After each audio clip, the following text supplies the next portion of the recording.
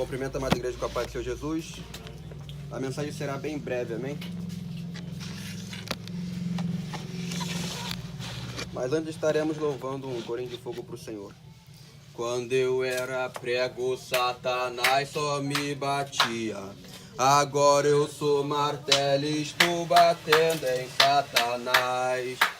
Quando eu era prego, Satanás só me batia.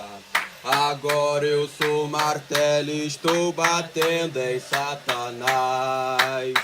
Eu apanhei demais. Agora eu sou martelo e estou batendo em Satanás. Eu apanhei demais. Agora eu sou martelo e estou batendo em Satanás. Deus forte, não há outro que eu conheça. Deus forte como Jeová, não há outro que eu conheça. Deus de vitória, varão de guerra, Deus poderoso é o Senhor. Deus de vitória, varão de guerra, Deus poderoso é o Senhor. Aonde está seu Deus? Aonde ele está? Aonde está seu Deus? Aonde ele está? Meu Deus está no céu, também no meu coração. O do mundo está morto, mas o meu ressuscitou. Meu Deus está no céu, também no meu coração. O do mundo está morto, mas o meu ressuscitou. O do mundo está morto, mas o meu ressuscitou. Amém. Estaremos lendo em Romanos 10, 17. A palavra do Senhor se encontra em Romanos 10, 17. Amém? Romanos 10, 17. Mas antes de lermos a mensagem, estaremos fazendo 1 minuto de oração, pois a oração é a chave da vitória.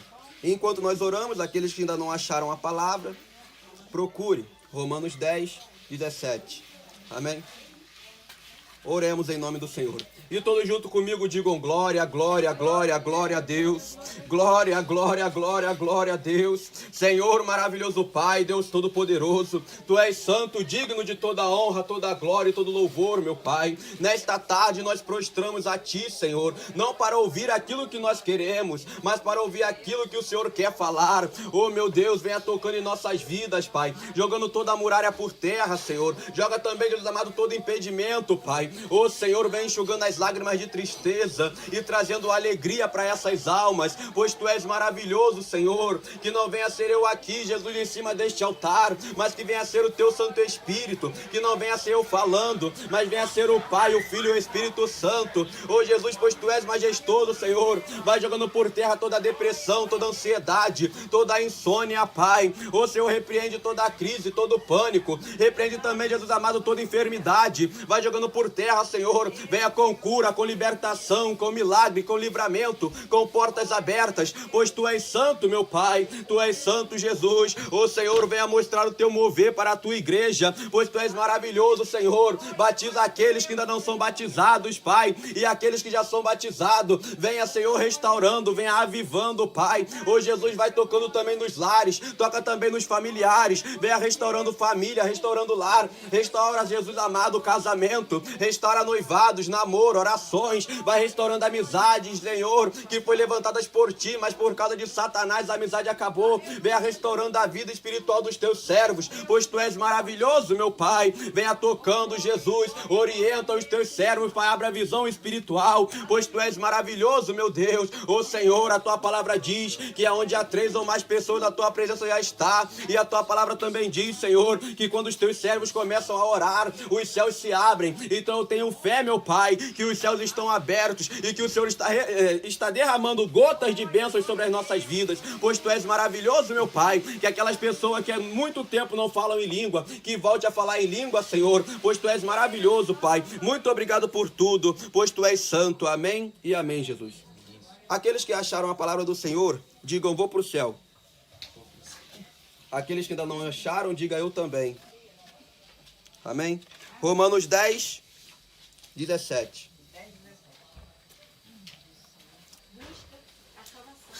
Isso aí. Vambora. Romanos 10, 17. A palavra vai ser bem rápida, amém? Diz assim a palavra do Senhor. De sorte que a fé vem pelo ouvir, e ouvir a palavra de Deus. Pode fechar a Bíblia, feche os nossos olhos, coloque a mão nos nossos corações e louve comigo apenas esse refrão. Fala, Deus, fala, Deus, toca-me com brasas do altar. Fala, Deus, fala, Deus, sim, alegre, atenta ao teu mandar. Mais uma vez. Fala, Deus, fala, Deus, toca-me com brasas do altar. Fala, Deus, fala, Deus, sim, alegre, atenta ao teu mandar. A última vez para a derrota de Satanás. Fala, Deus, Oriandarabá, Soricantai, toca-me com brasas do altar. Fala, Deus, Oriandarai, sim, alegre, atenta ao teu mandar. Aleluia! Podemos aceitar com palmas bem alegres para Jesus? Estaremos iniciando a palavra. Como nós lemos em Romanos 10, 17, diz assim: de sorte que a fé vem pelo ouvir, e ouvir a palavra de Deus. O que eu me recordo também, que a palavra de Deus vem dizendo que não só de pão viverá o homem, mas de toda a palavra que vem da boca de Deus. Então, se nós queremos ser alimentados, claro que não de forma literal, mas também de forma literal, porque quem nos mantém vivo, quem nos mantém a comida que tem na nossa casa é o nosso Senhor, porque a palavra de Deus fala que até uma folha de uma árvore que cai ao chão é com permissão do Senhor. Então, cada alimento que nós comemos é com permissão dele. Então, se nós queremos ser alimentados por Deus, nós temos que ter fé e ficar com ouvidos atentos à palavra dele. Não adianta nada a gente ficar preocupado com o pão que a gente tem que se alimentar. Pois se nem só de pão viverá o homem, mas de toda a palavra que vem da boca do Senhor. O interessante é que a Bíblia vai vir dizendo sobre vários homens na fé, vários homens que foram cheios do Espírito Santo. Mas eu quero frisar em um homem que foi o primeiro mártir.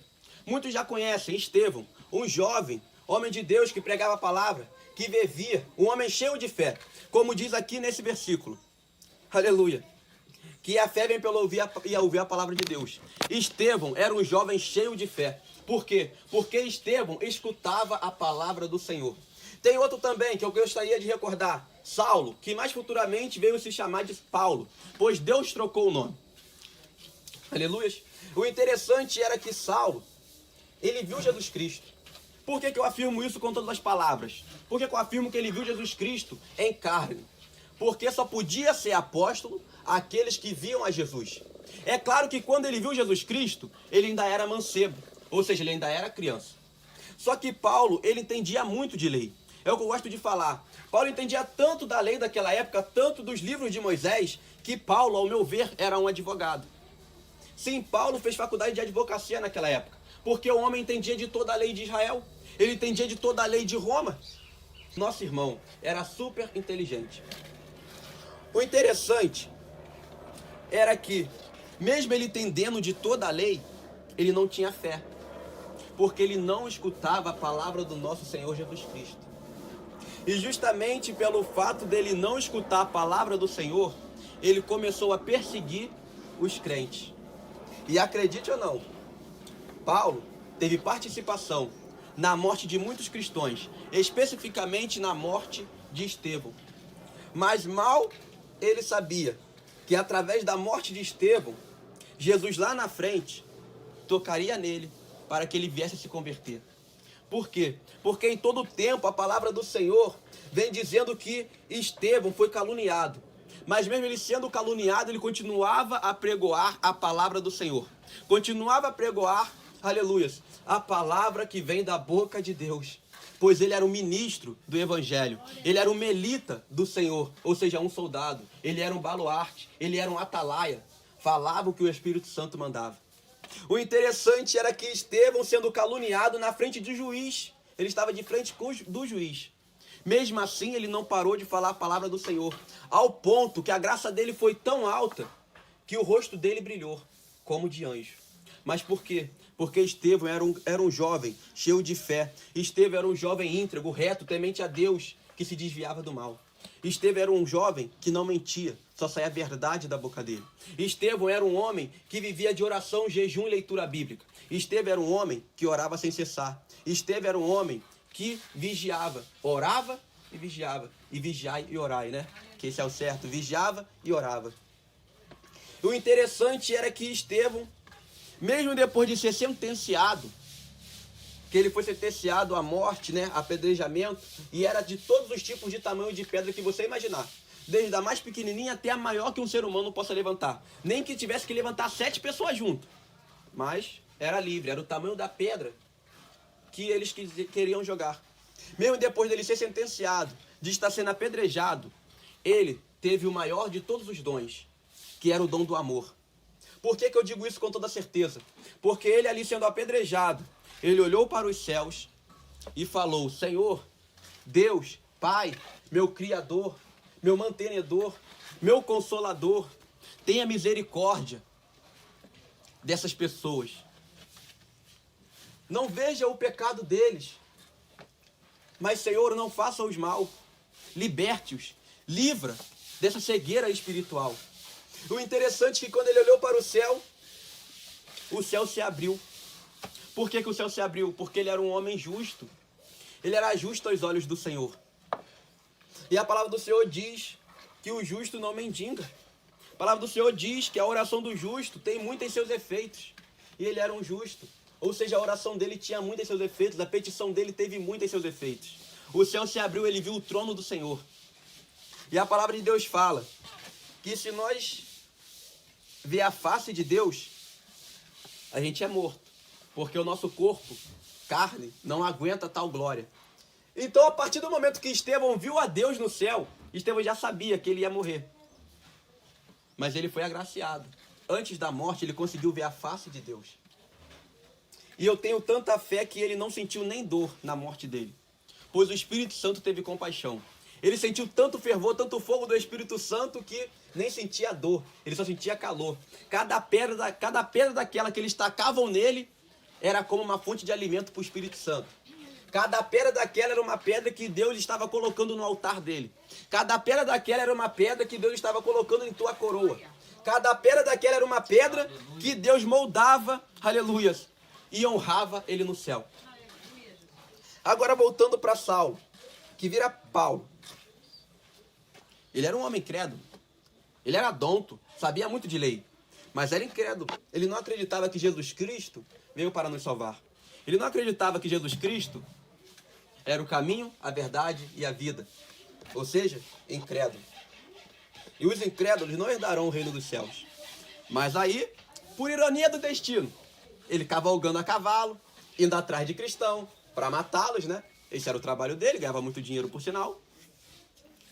Deus falou: eu te escolhi antes do ventre da tua mãe. E nisso veio. Jesus desceu, ele caiu do cavalo, ficou cego. E mais uma vez, ele viu Jesus Cristo. Mas antes dele falar com Jesus Cristo falou: Saulo, Saulo, por que me persegues? E Saulo perguntou: quem és tu, Senhor? Pela primeira vez da vida de Saulo, Saulo reconheceu Jesus Cristo como Senhor dele. Pela primeira vez na vida de Saulo, Saulo reconheceu que ele era apenas grão de areia, que ele era apenas pó, e que Jesus Cristo era o oleiro. pela primeira vez, Saulo reconheceu que ele era servo e Jesus Cristo, o Senhor. O interessante era que ele falou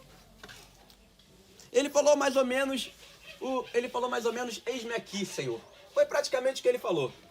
E Jesus Cristo falou, né, conversou com ele, e ali ele começou a crer em Jesus Cristo. E Jesus Cristo levou a ele ao lugar de repouso.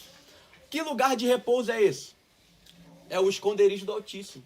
Jesus Cristo levou ele ao esconderijo do Altíssimo, que foi na casa de um servo dele, aonde ele ficou como novo convertido. Ele ficou 3 dias, 3 noites em jejum, cego, apenas orando a todo tempo. A Bíblia não especifica se ele orou os 3 dias sem parar, mas imagino eu que foi muito tempo de oração. Nem que passasse 12 horas orando, mas ele orava, né? 12 horas orando, mais 12 horas dormindo, certinho. Que ele ficou os 3 dias de jejum, então ele não se alimentou. E aí, Paulo, ele veio, depois, né, Jesus Cristo enviou um servo para trazer de volta a visão dele. Porque ele ia pregoar o evangelho. Só que não era a visão normal como nós conhecemos, era a visão espiritual. Uma visão muito além. Aleluia, com a visão espiritual nós conseguimos ver o mundo como Deus a vê. E Deus deu a visão de Saulo. Deus tirou a escama que havia na frente dos olhos de Saulo e veio com a visão espiritual. A partir disso, Saulo começou a pregoar o evangelho e virou Paulo. Só que os israelitas o conheciam. E quando os israelitas viu a ele, não acreditaram naquela conversão. Isso é o que acontece muito em nossas vidas. As pessoas nos vê e não acreditam na nossa conversão. E com isto começam a falar palavras para abater a nossa fé. E se nós não ficarmos em vigilância, nós acabamos nos desviando. Mas, gente, Paulo, novo convertido, ele apanhou. Paulo, novo convertido, foi apedrejado. Pode pegar. Paulo, ele foi apedrejado. Ele foi até mesmo mandado embora de Israel. Mas ele não abandonou a Deus. Pois a partir do momento que ele reconheceu que ele era apenas servo e que Deus era o Senhor, ele entendeu que independente da situação, é melhor permanecer com Cristo. Independente da situação, pois é como Pedro falou, Jesus, só tu tens a palavra de vida eterna. Paulo reconheceu que mesmo todo o tempo que ele passasse na terra, não existiria mais ninguém na face da terra que teria palavras de vida eterna. Não existe ninguém no mundo que possa te prometer tal coisa, a não ser Jesus Cristo. Satanás pode até vir e botar uma bandeja na tua frente, mas nenhuma vez essa bandeja que ele vai te oferecer vai falar que ele te dará a vida eterna. Pois ele não tem tal glamour, ele não tem tal brilho, pois ele é treva. E a vida eterna só quem pode nos dar é aquele que é luz. É aquele que tem os pés como latão reluzente. A vida eterna só quem pode nos dar é aquele que é lâmpada para os nossos pés e luz para os nossos caminhos. Por isso ele não abandonou a Jesus Cristo, mas ele sofreu pelo evangelho. Paulo foi um homem tão tremendo, foi um varão tão tremendo, foi um irmão tão tremendo, que ele escreveu a maioria dos livros, a maioria das epístolas do Novo Testamento. Aquele homem que outrora matava cristão, agora ganhava almas para Cristo. Não é corona não, tá, gente? Voltando, aquele homem que outrora matava pessoas, agora ele dava vida.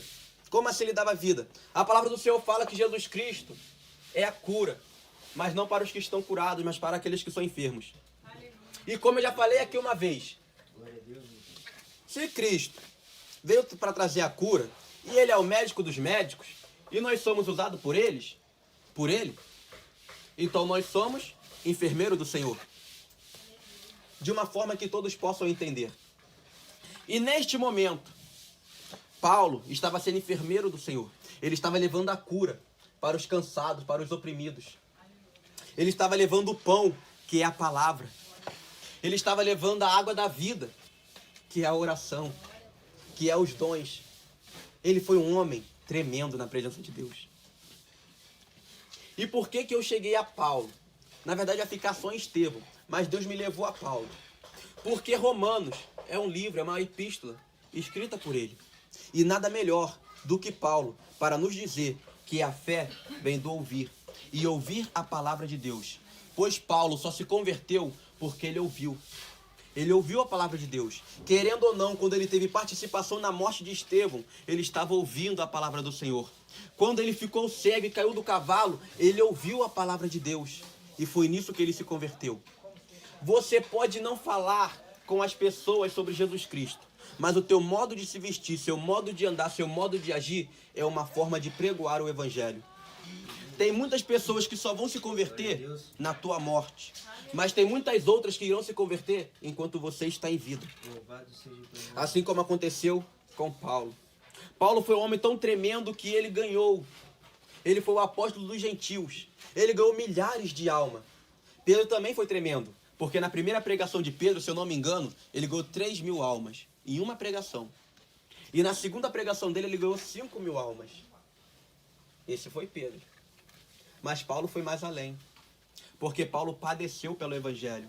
Paulo morreu pelo Evangelho. Paulo padeceu pelas almas.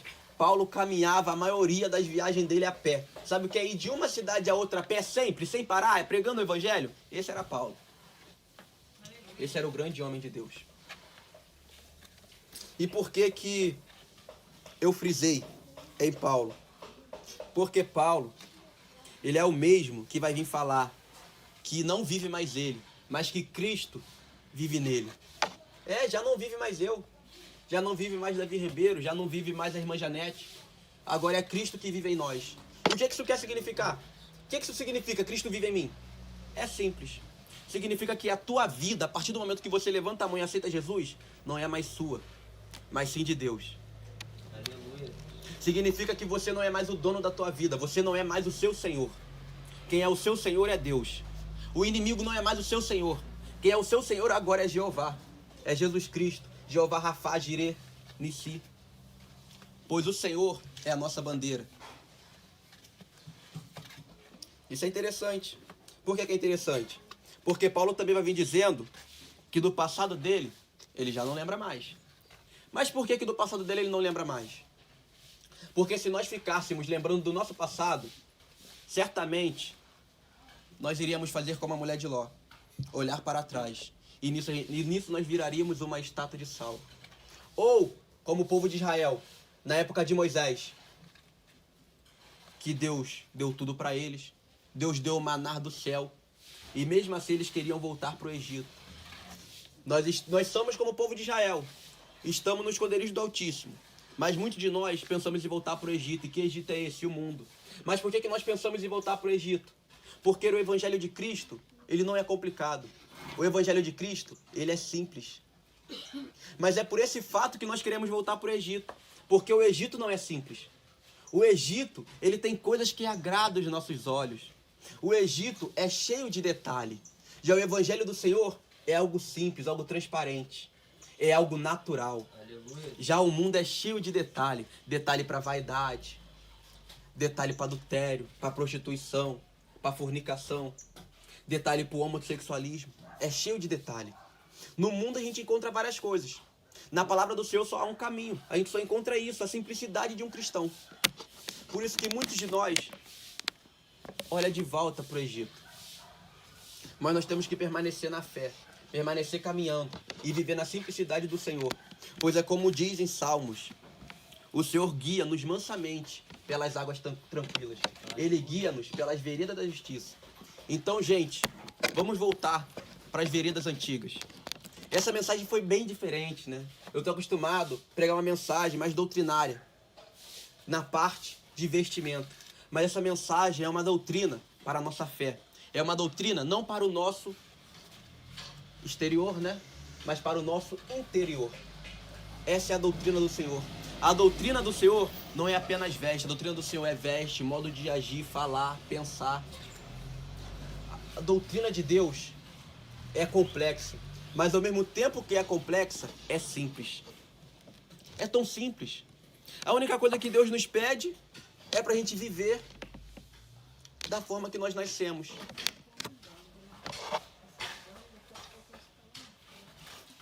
A palavra do Senhor só pede isso, para nós vivermos na simplicidade, vivermos no natural, vivermos na verdade, vivermos sendo homens e mulheres cheios do Espírito Santo. Como assim? Homens e mulheres fiéis, com os 9 dons do Espírito Santo. Homens e mulheres com as 9 boas aventuranças. Homens e mulheres com os 9 dons do Espírito Santo. Homens e mulheres com as 7 partes da armadura espiritual. Só isso que Deus pede. Ele não pede mais nada. Deus só nos pede uma coisa, para ser a luz do mundo e o sal da terra. Só isso que Ele nos pede. Ele não pede nada demais. Mas é nós que queremos enfeitar o Evangelho. E nisso nós acabamos nos perdendo. Muitas pessoas falam, né? Ah, tem gente que morreu, mas fez curva. Né? Falando de uma forma, né, para ser engraçadinho, é verdade. Mas falando agora na palavra, só há 2 caminhos, não tem como fazer curva não. Esse ditado de pessoa subiu pro céu, mas fez curva para ir pro céu, é mentira. Ou foi ou não foi. Só há 2 caminhos, caminho da vida ou caminho da morte. Tem como fazer curva? Tem como fazer curva. Curva indo direto pro inferno, que é outro caminho. Só tem o lado direito e o lado esquerdo. Se você não for pelo direito, você vai fazer curva pro esquerdo. Vai perder a salvação. Agora, ter curva para ir pro céu, não tem. Não tem meio caminho. É sim, sim, não, não. Não tem talvez. Não tem nada a ver. Ou você vai para a direita ou vai para a esquerda. Mas, gente, vamos seguir reto para a direita. Não venha querer fazer curva não, hein? Eu quero ver todos vocês debaixo da árvore da vida. Quero ver todos vocês nos céus. Então, nada de curva. Vamos continuar com o nosso pensamento e a nossa visão reta. Não vamos olhar nem para a esquerda nem para a direita. Não vamos ser como a mulher de Ló. Não vamos ser como a mulher de Ló. Vamos ser como Saulo, como Pedro, como Estevão. Os jovens, seja como Estevão. Jovens cheios do Espírito Santo. E os idosos venham a ser como Moisés, que mesmo na tua velhice não perdeu a visão espiritual. Idosos, sejam como Moisés. Jovens, todos nós aqui somos jovens, né? Aqui não tem nenhum idoso não, aqui é todo mundo jovem. Jovens, sejamos como Estevão. Vamos agarrar a Cristo, mostrar o nosso testemunho. Porque a nossa fé vem pelo ouvir. E ouvir a palavra de Deus. Que a palavra do Senhor fale melhor em cada coração. E que nós viemos estar debaixo das ricas bênçãos do Espírito Santo, amém? Palmas bem alegres para Jesus.